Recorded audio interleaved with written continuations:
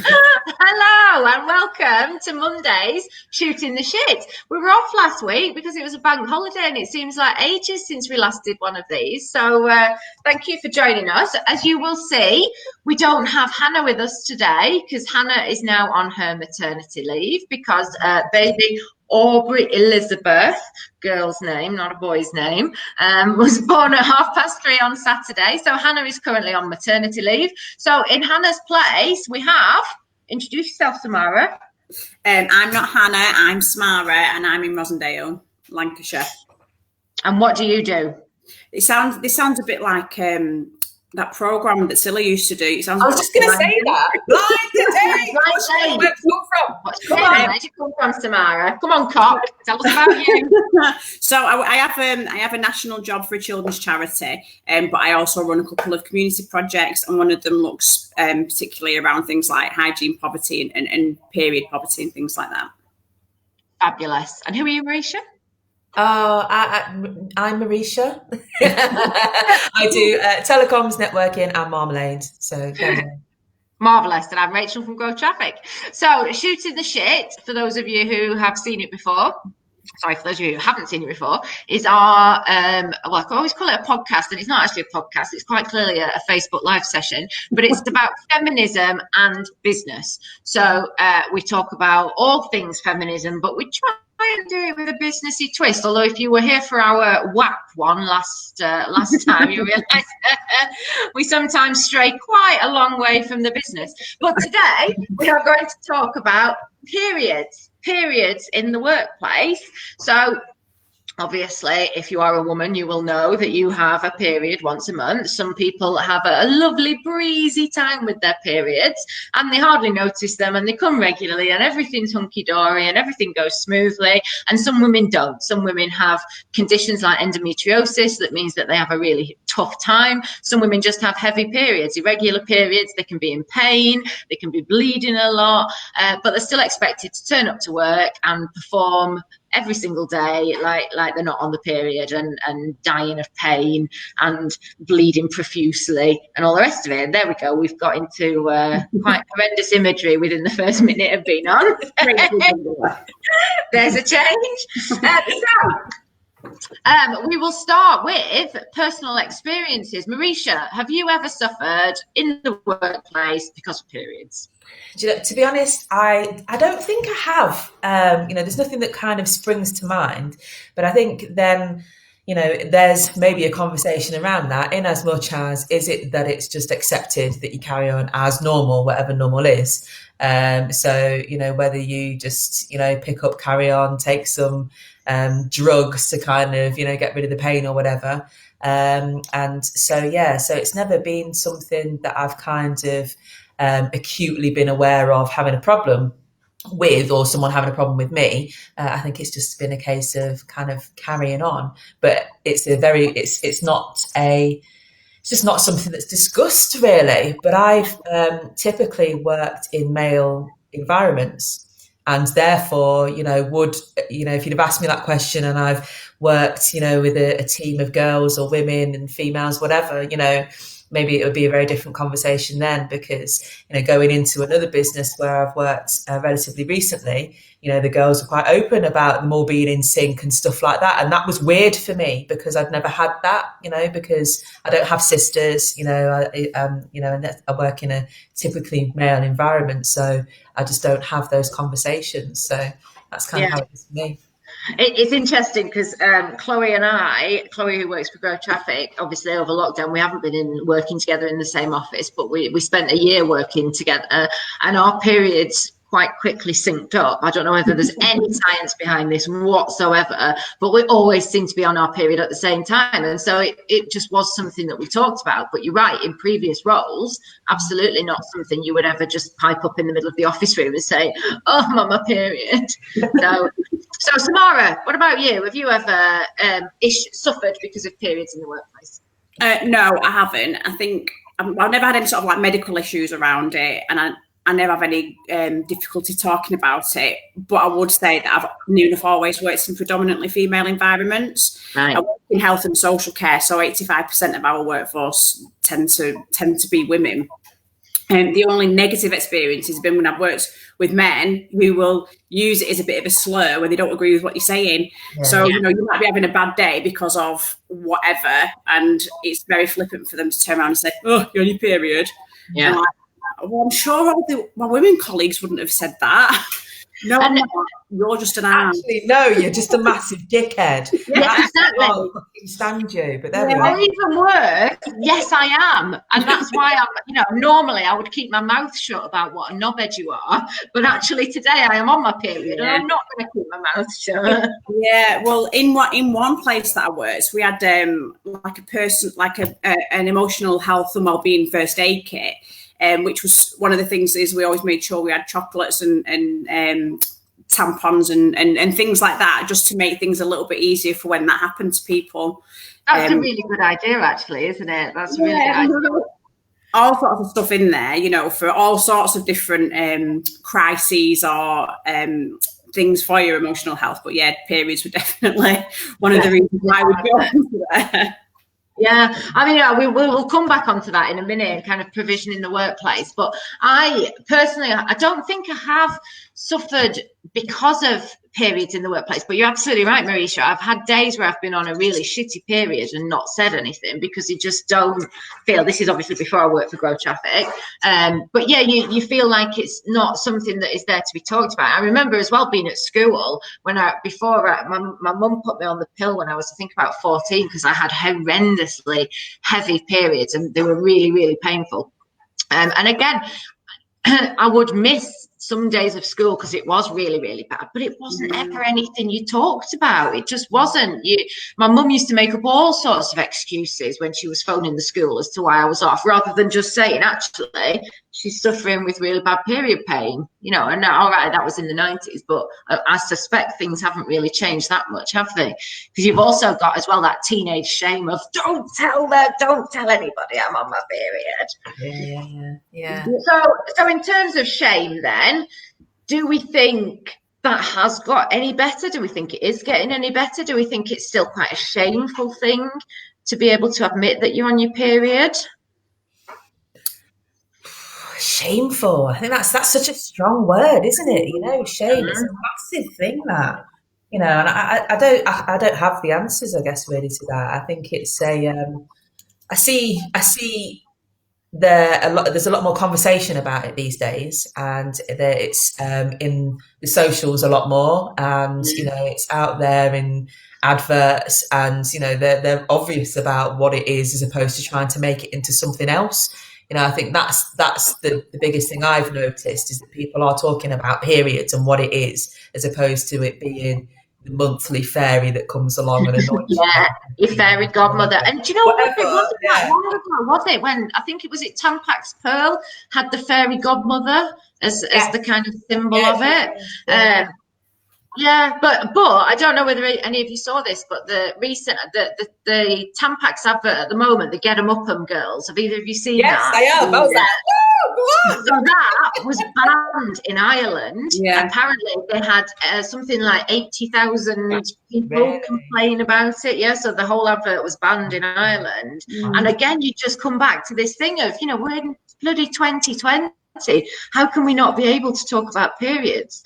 I mean, Samara, this must be something you come across all the time, because as you said, you spend your life talking about periods. Yeah, I mean, one of the things that I always comment when I have this conversation is it feels like we're moving and that things are easy to talk about, but when we watch the majority of adverts, periods are still blue. You know, when they show the magic liquid going on the pad, it's still blue. It's not blood. People are hop, skipping, jumping, doing gymnastics. So it's not a real version of a period.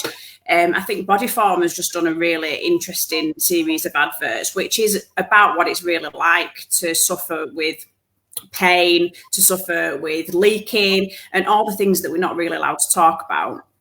And as much as I think things are moving on, I think we have to be really mindful that there are things that make it less either culturally accessible to talk about, or a generational thing. So I think things are changing, and as much as I might fight for it to change, I do try and be sensitive to why it doesn't always go as fast as I want it to.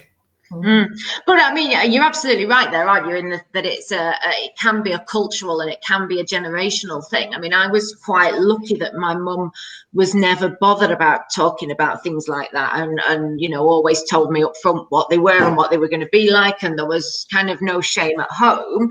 But I know with my mum-in-law, she's not quite, she'll talk to me about that sort of thing, about women's issues, but she'll do it in a hushed tone, and we can't have those conversations around the men folk. We can talk about it, but we've got to do it on our own. Because I remember when they took my mum-in-law and father-in-law took Leon to buy a bin for his bedroom, and Leon saw a bin that was a period, like a tampon bin thing, or at least they thought it was. I don't know why they would be selling them in Tesco, but that's what they thought it was. and honestly, they came home and they were like, "Oh, you'll never guess, Leon wanted to buy this bin, and it was a period bin." And I was like, oh my God, Leon's obviously been brought up with me, so he knows we have conversations about tampons and periods. He knows about my special period knickers. We're perfectly open about that, but to them it was still quite a really kind of shameful thing, and it was something only women should talk about. So I think it is a generational thing, isn't it? Yeah, and I think it's really important what language we use as well. Some of the sort of terms that are bandied around, like sanitary items and hygiene items, which make people think that it's unclean, and people don't want to talk about things that they think are gross. It's menstruation, it's blood, it's a period. That's a fact. Yeah, I think that's a big thing. I agree with you there, because I kind of, my Jamaican heritage, if you like, and how that side of life, if you like, it is seen as it's a dirty thing. Do you know what I mean? And the language that's used, even if it's in jest, whether it's on socials and things like that, it's that it's dirty, that this happened. And that's an issue, isn't it? Really, that it happens to the majority of is in some way, shape or form, or even if it's not a period, there's pain, there's all sorts of things, that women go through with this kind of stuff. And it's just seen as that, it's unclean, it's dirty, and we shouldn't talk about it. Is quite that it'll happen to 50, more than 50% of the population will bleed. And why I can sort of understand it, because as a society, we are still quite squeamish about blood. A lot of people are squeamish about blood, aren't they? And like Dally, my husband, he can't watch bloody Casualty or anything like that. If there's any blood on, he's like, oh God, I'm eating, turn it off. So I can kind of see why. And I personally, I've started having really heavy periods, to the point where I'll kind of go through a Supermax tampon in about half an hour. So I'll be sat there watching the telly, and I'll not realise until I've stood up and thought, oh shit in hell, I've bled everywhere. Get all the blankets or the bedding or whatever in the wash, and you can kind of understand it. Again, you still feel a bit like, oh, I don't want to talk about it. It's blood. It's a bit. So I can see where people are coming from. And that's going to take a long time to change, isn't it? I think the same with a lot of things. We're starting to see baby steps, and as much as, again, I'm repeating myself, we want to push the conversation along, we do have to be mindful that it's going to take a long time, and that it isn't going to be okay for everybody to talk about it the way that we do. Yeah, absolutely, and I can get that. In terms of the kind of cultural thing, again, as we've already mentioned, it's a generational thing, but I think there is also a real cultural thing. We as kind of middle class, middle-aged English women, we're sort of quite liberated, really, aren't we? In that we are enabled to have these conversations and talk about these sorts of things. But there are still cultures where it is definitely a shameful thing, and it's something that you're not allowed to talk about. I mean, how on earth are we going to start broaching that and breaking down those barriers with those kind of other cultures, do you think? I think it's about making sure that everyone is included in the conversation, and that it's not always overtaken by white middle class people on. It's great we're having this conversation, but we need to open up the conversation more and more and more, and give other people the opportunity to have those conversations within their networks, within their families, in spaces where they feel safe, maybe. I do think that absolutely it's about including people in those conversations, and that is the thing. We tend to have that exact narrative of saying, well, we're quite privileged, we're, as I say, middle class, middle-aged white women, we're all right, we can have those conversations. There are people where they don't talk about it. Well, in that case, we need to bloody invite them into the conversation. Yeah. And we need to start having that conversation with those people and saying, this is perfectly normal bodily function. We need to be able to talk about it. It's crackers. Or maybe even asking if they want to, because it's all right for us to assume that they might. Absolutely. So we've talked about the bleeding side of it, but as Marisha said, it's not always, the blood really is an element that's quite easy to deal with. We've got special knickers, we've got tampons, we've got sanitary pads, we can deal and cover up the blood issue. One of the massive things that again is quite shameful is the pain side of periods. I mean, and do either of you suffer with period pain? Not anymore. I used to, quite bad. Like stuff that would just stop you in your tracks. That kind of like, instant kind of. Whoo! But yeah, it's for me, the whole. And this is not just about periods. It's just about women's health, I guess. Really, it all seems hard work. Like even if you to go to the doctors to have a conversation about something that you feel is not right for you. I think even that conversation is really quite hard to have because it's like but they're all right, and it's like a case of, but it's not all right for me. And for you to go forward and to say, this is not right for me is quite a big deal. And then to have that courage to do it and then to have somebody in a profession that says, oh, well, you should be all right, crack on. It's a big thing to deal with. And I think it is a massive conversation really just in general, not just about periods. Well, it is, about women's issues have always been underestimated, haven't they? And there's always that attitude, oh, it's just period pain. It's just, and it can be debilitating. Have you experienced it, Samara? No, I've been really lucky that it's never really been an issue that I've had. Nothing, jammy cow. really heavy periods. They just don't. I don't seem to get the pain. Nothing that a couple of paracetamol can't fix. But I ended up down a bit of a Twitter rabbit warren, in the depths of an insomnia one night, and was reading all of these tweets about women who would go to the doctors because they're experiencing a period, and all they would do is take the pill. There was no investigation, there was no asking questions around any other aspects of the health to deal with it more holistically. It was just let me throw this hormone at you. What was transpiring is at the time there was a lot more decrease in insulin. The period pain was something bigger. It was being masked by microphone or whatever the drug of choice was. Yeah, I mean, it is. I had a thing. So my periods, as I say, my mum put me on the pill when I was 14. So for years, my periods were regulated and light, and I could deal with them, and they were fine. And I'd forgotten what it was like to have that pain. And then a couple of years ago, I came off the pill, and the periods have just been getting worse and worse and worse. And I have a period now every 3 weeks, and every kind of third one is debilitatingly painful. And I went to the doctors, and fair play to my doctor. She was actually really, really good. It was a woman doctor, and she listened to me. But I said to her, like, it might just be that this is my body's natural rhythm. I had painful periods as a teenager, so this might just be me. But my mum had a hysterectomy at 37 because she had, all sorts of ovarian cysts and stuff. My grandma had a hysterectomy at 32, and my great grandma had a hysterectomy at 35.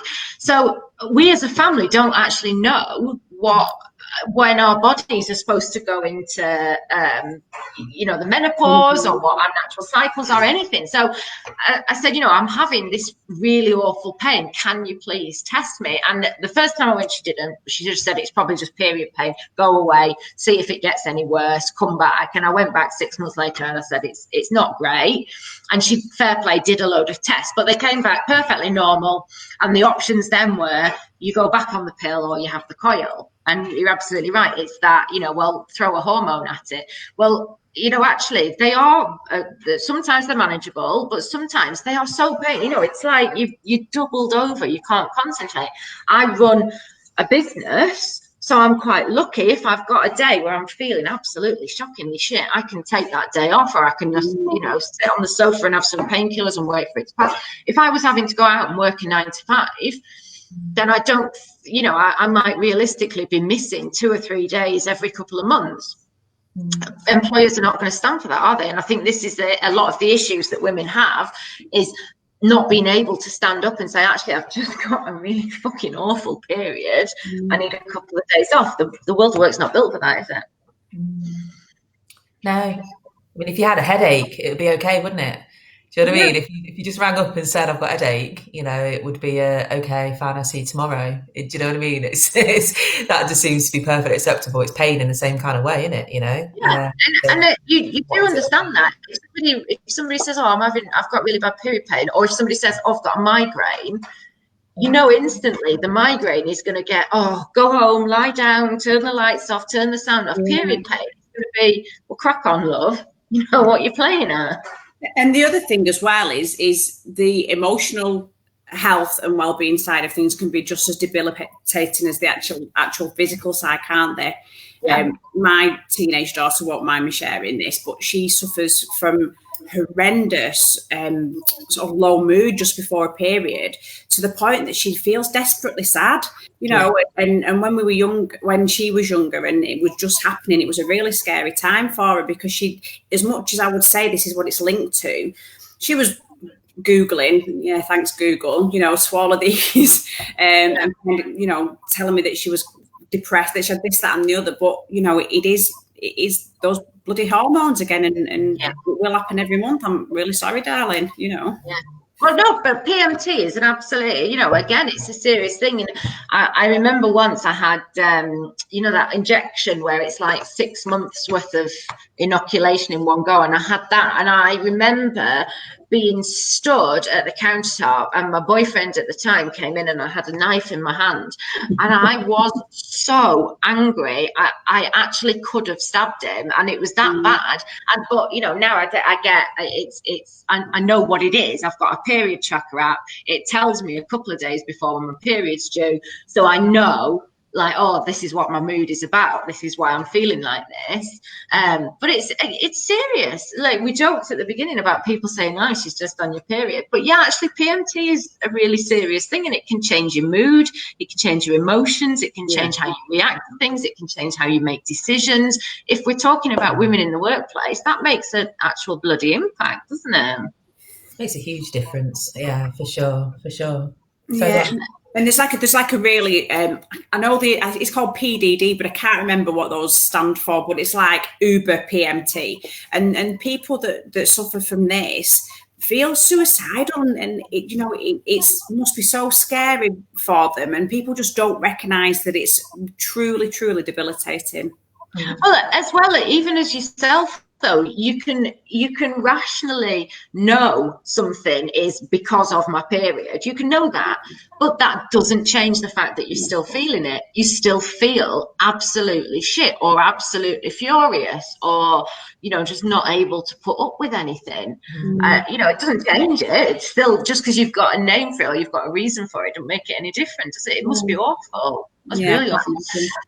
So do we think, if we, again, bringing this kind of back to the workplace and how people are going to respond to this, we were talking just before we came on about if you're working in a workplace that's quite female dominated, or at least has some women in it, you're able to have these conversations, you're able to get it out, you're able to say, this is what's wrong with me, or, I'm not going to make that decision today because I know I'm going to make the wrong decision. I'm going to make that decision tomorrow. But what if you are in a male-dominated world? Do we think there's any more understanding about it, or is it just still that attitude of, she's just on a period? Maurice, you're in a male-dominated industry. How do you think? How do you think they would? How do you think if you were like on site in a male-dominated place, and you said, right, I'm having a really shit period day? What do you think they'd do? I think they'd be fucking mortified.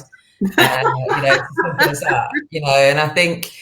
You know, there's a load of stuff that goes with this, really, isn't there? There's the self-awareness to know that that's what's going on, for starters. There's the ability to actually say that, you know, and okay, I might, because of, you know, how I am. But would you though? Serious question. Would you, if you were in a room full of men, would you say that? No. What? No, but I probably, that wouldn't just because it wouldn't necessarily just be because it's a period.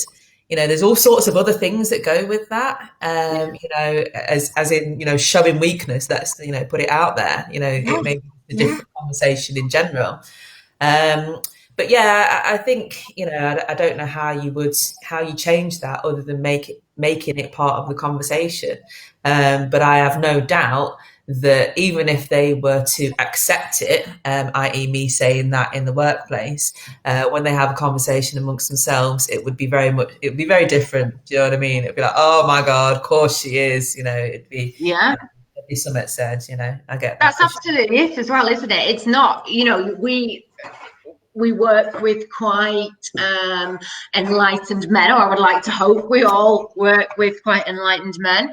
And they would, if you said it, they would probably be all right. But what are they going to say when they go off, when you've left the room, or when they're in the men's loos, or when they're down the pub later? That's what you worry about, isn't it? What about you, Samara? Would you feel empowered enough to say that? I would like to think I would, but I think until it happens, I don't know. I mean, I have really, really open conversations about it in all walks of my life. I get people chasing me down the tampon aisle at Tesco, going, "That's the period woman," you know, and that's weird, but okay, right? I'm not now. You know, I've seen a lot more open conversations in Rosendale and in Lancashire than I ever thought we would do. But that doesn't mean to say that comes to the crunch that I would be able to say in a room full of blokey blokes, or, you know, that I'd be able to say that. I'd like to think that I would. Because I like to think that I don't care what they'd be saying in the pub afterwards. And I like to think that their opinion doesn't really matter. But, you know, we were kidding. I think we were all bothered. Yeah. I think we really, yeah. And I mean, I don't want to like expose your daughter too much, but if she was really suffering with her periods and needed a day off college, would you tell the truth, or would you think she'd ask you to make up an excuse? How honest do you think she would be, or you would be on her behalf? Well, she's literally just started a new college, and I think she doesn't know how the land lies. I think she'd have probably been all right with it at school, actually, because she is really open about it at home. She'll tell her dad that that's what's wrong. It's not. It's very, very different. But at a brand new college with brand new tutors, and also at school, everyone at her school knew that I was a period woman there as well. Yes, I know. I suppose she's got a slightly different perspective on it, hasn't it? And that's what her mum's famous for. I mean, I do think, you know, you mentioned her dad there, you know, thinking about kind of our own personal relationships. I know when Dali and I first got together, which is like 12, 13 years ago, and I asked him to go to the shop to get me some tampons, and he's quite a modern-ish man, apart from the vast quantities of tweed that he wears. But, you know, he was embarrassed the first few times. He's got much better at it now. He's able to have those conversations. But, you know, I think, how have you found it in personal relationships? Is it something you've been able to talk about, or again, is it something that you've hidden away? Yeah, I don't really talk about it. Yeah. No, it's, I don't know. It's one of those kind of things that just happens. I get on with, you know, it doesn't form part of the conversation really.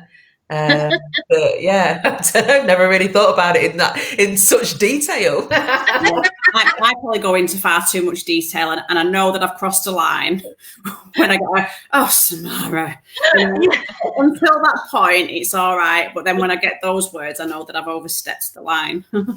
So I fully admit that I get quite tetchy when I'm due on my period for a couple of days beforehand. And about a few months ago, Leon came in and he was whittering on at me about something. And I said, for God's sake, Leon, I said, I don't want to talk about this anymore. I said, I'm due on my period. I'm feeling a little bit cross.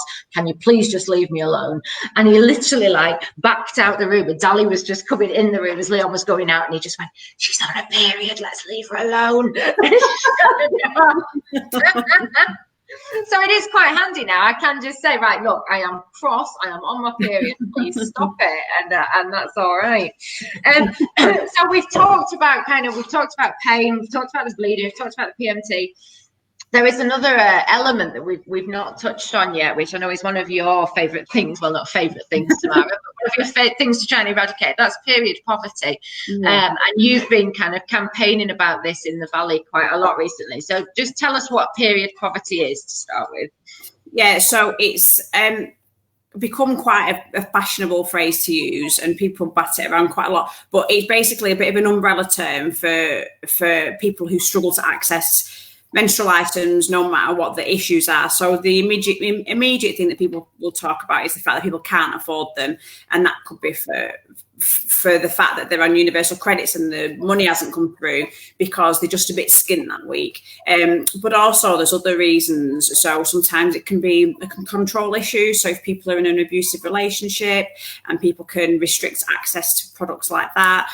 Or it could be if families are living in situations where the children are maybe young carers and they're not taught to shop for period products. So it is a bit of an overarching term, but I sort of pull it back to people not being able to access the things that they need. And over lockdown, obviously that's become a lot more apparent, I suppose, hasn't it? Because I don't know, you did a Facebook Live not long ago where you were talking about this. If the family can't afford period products, there was always the situation where they might have a child at school who was able to go and access the red box, and they would take period products for themselves, but also maybe for their mum or their big sister or whatever, and they would take them home.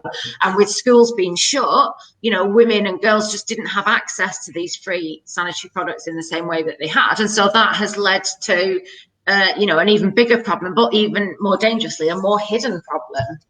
Yeah, it is, and also with lockdown, people have been on reduced income, and people have been isolating. People haven't feel comfortable shopping. So the reasons why people haven't been able to get what they need is there's been more and more reasons. We've had instances of nurses literally not being able to get off shift and time to go and get them. People in other key work roles, not just nurses.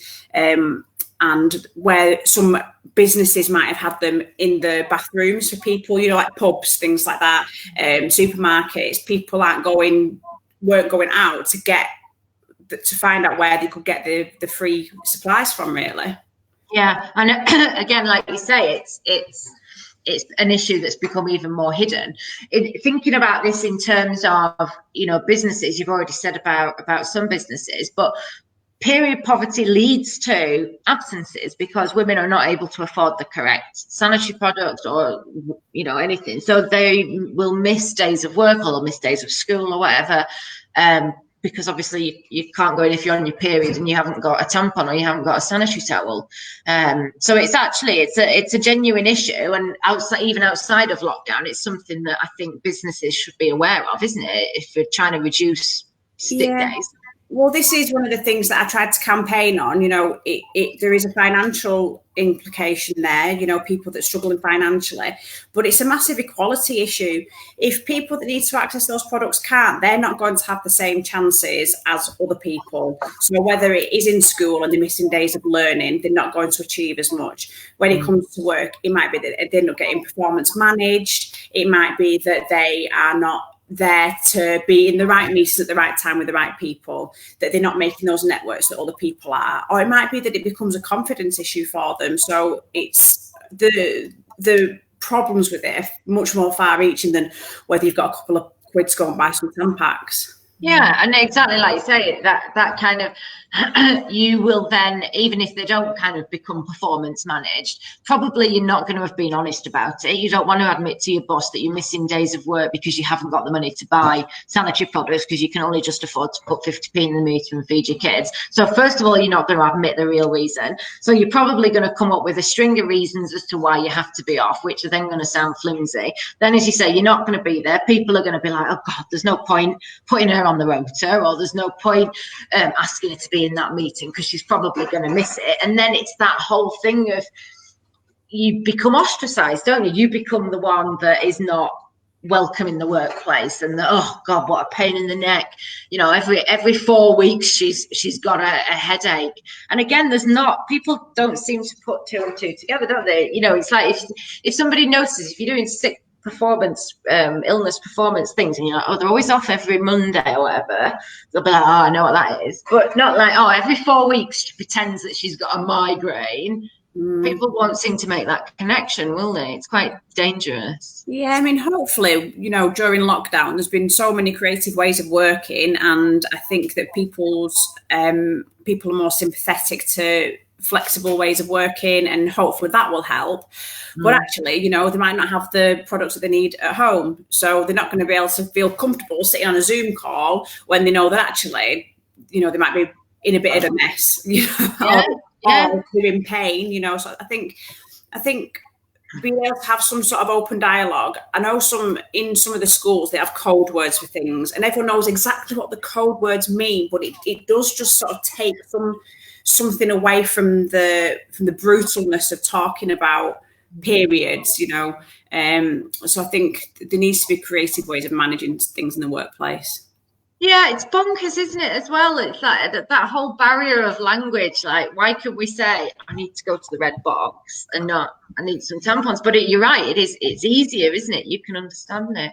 So, Marisha, do you think that as kind of part of businesses being better able to deal with women and periods, do we think businesses should be able to provide free sanitary products for their employees? Wow. I think it's, you know, are we able to do that as businesses? There's a big old question there, isn't there? But I think actually, you know, I think just having, you know, well, a lot of the things we talk about actually on this require conversation, you know, whether you use the right words or not, you know, it's whatever is comfortable for those that are involved in that conversation. And I think when you talk about anything to do with, you know, poverty, you know, people are like, oh, it's fine, that's in Africa, or that's over, you know, so and so, and people forget that this is happening here, right, you know, in this country for, you know, for people that, you know, you might say hello to on the street or whatever.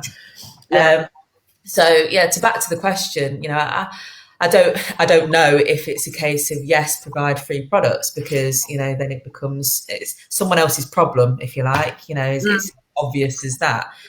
It could be one of the ways to help with matters. I don't know. You know, it's really interesting, isn't it? Because that, when you say about, you know, people's attitudes to poverty, and that's absolutely it. I know I read a thread, and it was quite a while ago, Samara, I think it was on one of your posts about period poverty in Rossendale, and somebody had put, well, if they can't afford tampons, then they shouldn't be having mobile phones and shouldn't be, you know, buying cigarettes or going to the pub, or that surely they can afford them. And it's like, well, yeah, you know, but sometimes it is a choice between, do I feed my child or do I buy some tampons? And if it's something you can just about manage without, then you are going to, aren't you? It comes down to choices. It's not about absolute being on the breadline. It's about choices. But I do think it's an interesting point, because we are a primarily female company, and we shout about that all the time. You know, we have a feminist Facebook Live that we do every week. We don't provide free sanitary products for our staff. Until now, it's not something I've ever thought of. We donate them to the Red Bag Project, but I haven't thought about doing it. So, you know, if I've not thought about it, how on earth are we going to get normal business owners to start thinking about it?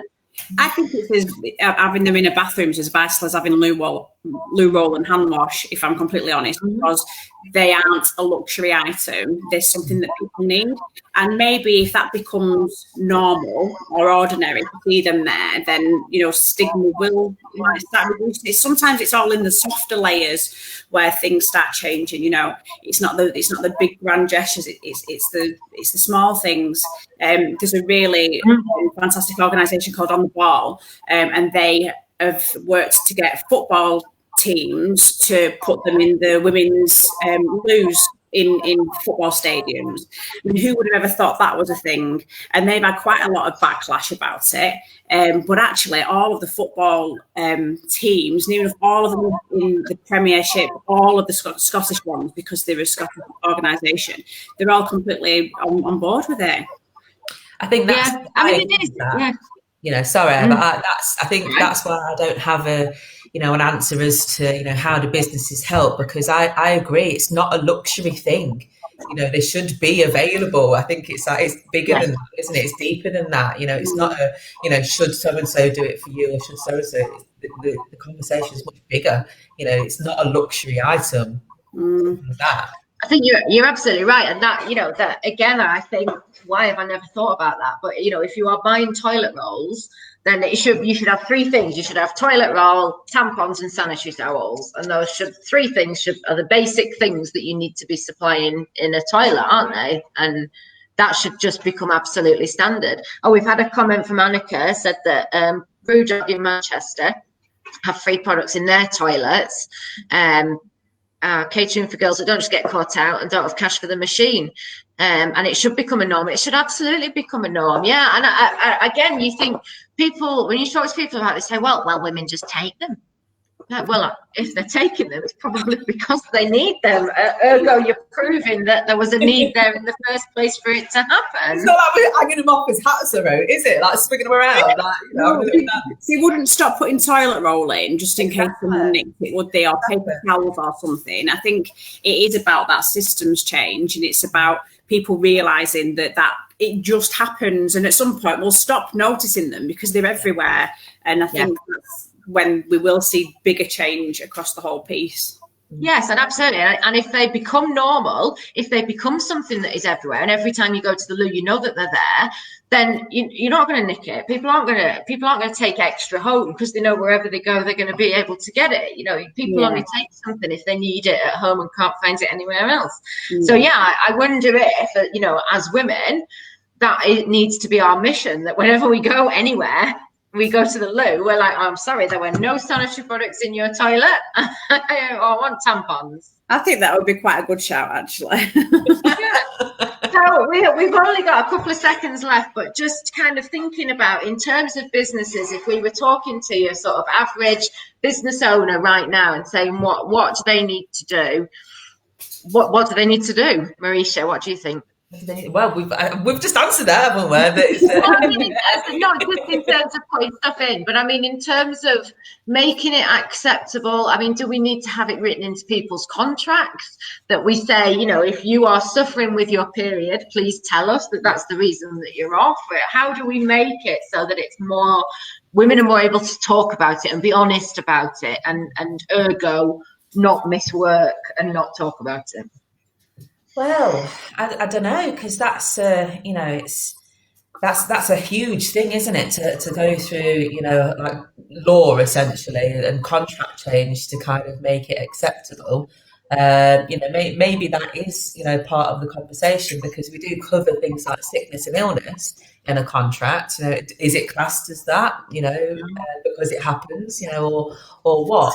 But yeah, I don't have an answer to that, because I think, how do you force someone to talk about what they probably don't want to talk about? You can't. And you can't really put it in your contract, can you? If you are having PMT, you must tell us. Yeah.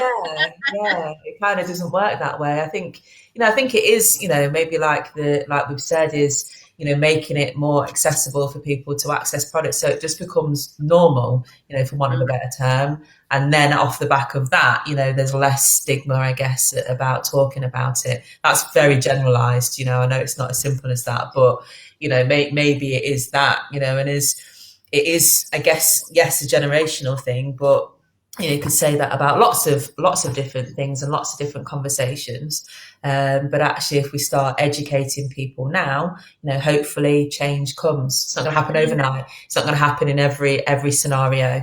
There's lots of things, with religion and all sorts of things in women's health, that kind of come into play. But again, that's all about conversation, all about talking. So that's all I can say. We've got to start the conversation, haven't we? What would you say, Samara? I think it's really difficult to have a one size fits all. As I said at the beginning, I work for a national charity, so I sometimes have in my head what we do, and we can do things a certain way because we have such a huge workforce. So I suffer from migraines, and because of that, I'm classed as having a disability for the purpose of work, because they sort of couch that as in it affects the quality of your life and how you perform at work. I know that I could have that same conversation about periods if it was affecting me in that way. And I've actually known people in the organisation who have this a similar thing. So it sort of gives them some sort of protection around reporting illnesses and where they are. I think my dog's going to start barking in a second. Oh no, I threw a dog back in it. I was like, come on, bring the dog. But that would, if someone was a sole trader, if someone had one employee, or it was a shop or something like that, that wouldn't work. And I have to sometimes remember that, because I always think big corporate as opposed to the smaller business. So my answer is I don't have the answer. I'm sorry. So both of you are useless then. It's like go on, Rich. No, I was thinking, it's like, I have had female bosses, and on the flip side, because I get that, it'll be like hang on a minute, right? Why do I have to suffer, or why does the business have to suffer, because so-and-so's off for X amount of time, a month, year, whatever it is, so yeah, I agree. I don't have the answers, but I know there's that argument is there for sure. But maybe if, as women, if we all, the world is only going to change if we make it bend to us. Maybe if we start saying, that, look, I am having a really fucking shitty day because I've got the period pain from hell. And we've all just proven over the last 6 months that the world can work flexibly. It can work remotely. And so maybe if we start having that conversation, whereas I don't have to ring in and say, I'm really ill, I've got to take a whole day off. Rather, I say, look, I'm having a fucking shitty period pain. I'm going to take 3 paracetamol. I'm going to sit on the sofa until I feel better. And then I will start work, and I'll work from home today, and I'll make the hours up later or tomorrow. Maybe if we start that, it becomes more palatable for employers. We start to feel empowered that we can be honest. The world starts to make adaptations for the fact that actually women have bloody periods. And literally bloody periods. And that works for so many things, doesn't it? Having a flexible working approach and looking at productivity as opposed to hours sat down doing a piece of work, it can fix a lot of problems. As long as I get what I need to get done in a week or however long, that's fine. I'm really lucky. I don't have to sit there 8 till 4 or 9 till 5. And I think if businesses that are able to be more flexible can be more flexible, then that will help a lot of people. Absolutely, yeah. Well, we've gone way over time, so I'm going to call it a day. Thank you so much. Thank you to everybody who's watched. Thank you to you two for joining in. Hopefully, we've solved the world of periods. All fixed now. That's it. All mended. Thanks very much, guys. Have a good one. See you later.